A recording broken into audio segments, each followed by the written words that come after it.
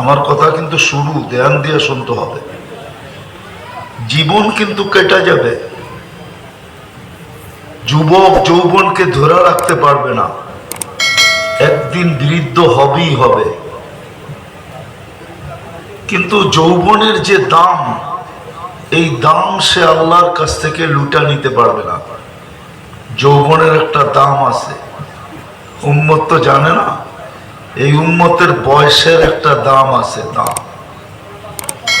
দুনিয়ায় বয়স্ক হলে ভ্যালু কমে, চাকরি একদিন রিটায়ার্ড হয়ে যায়, চাকরি হারায় ফেলে বয়সের কারণে। কিন্তু এই উম্মতের আল্লাহর কাছে বয়সের বড় দাম। 15 থেকে যদি 40 পর্যন্ত, এটাই হলো মেইন যৌবনের সময়। এটাকে যদি ধরে রাখতে পারে, তাহলে দুনিয়া হিসাবে 3টা রোগ আর কোনোদিন হবে না।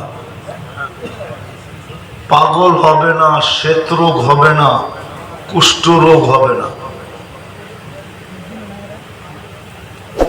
আবার যদি 50 পর্যন্ত ধরে রাখতে পারে, দিনদারি ধরে রাখতে পারে, ইসলাম ধরে রাখতে পারে, নিজেকে মুসলমান হিসাবে যদি পরিচিত করতে পারে, তাহলে 50-এ পা দিতে দেরি। ইউহাসাবুহু হিসাবান ইয়াসীরা, এর কঠিন হিসাব আর কোনোদিন হবে না। আল্লাহ এই ব্যক্তির আর কঠিন হিসাব করবেন না।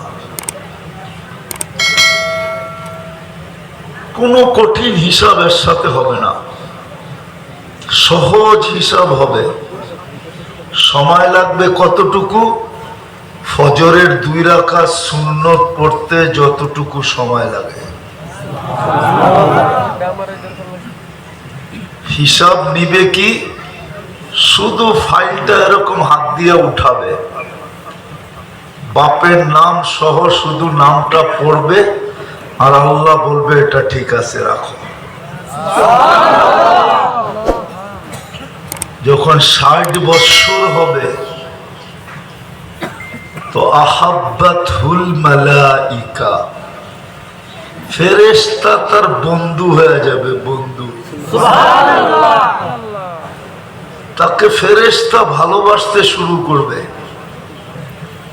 আর যাকে ফেরেশতা, যার বন্ধু ফেরেশতা হবে, আর যাকে ভালোবাসতে শুরু করবে, তো কোরআন বলে নাহনু আউলিয়াউকুম ফিদ দুনিয়া ওয়া ফিল আখিরাহ। শুধু দুনিয়ায় বন্ধুর পরিচয় দিব না,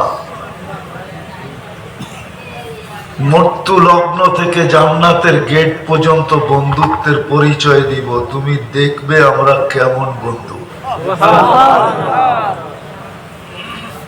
যখন 70-এ পা দিবে, তো আহাব্বাল্লাহু ইলাইহিল ইনাবা,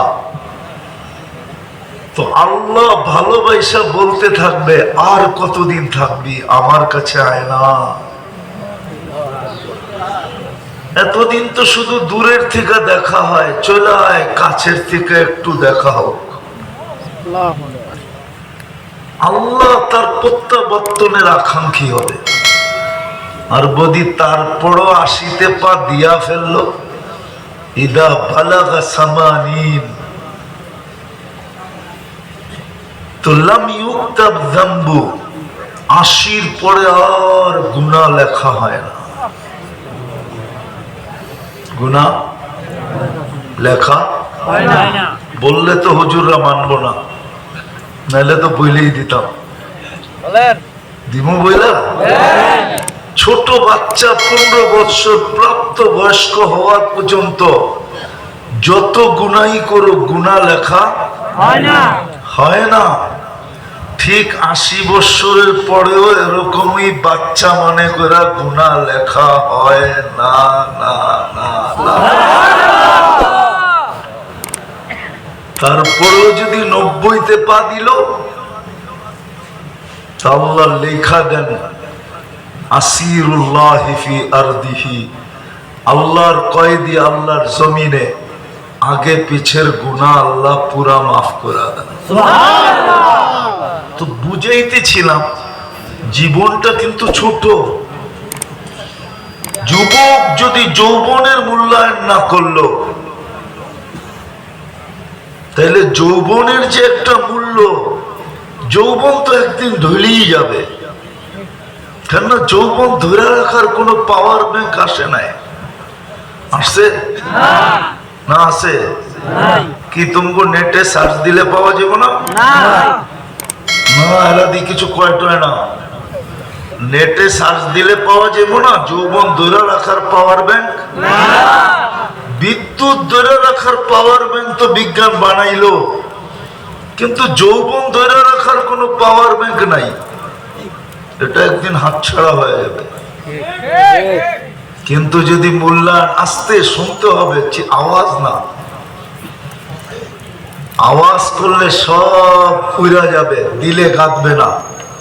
আমার আওয়াজে আওয়াজ নাই, মন দিয়ে শুনতে হবে। তাইলে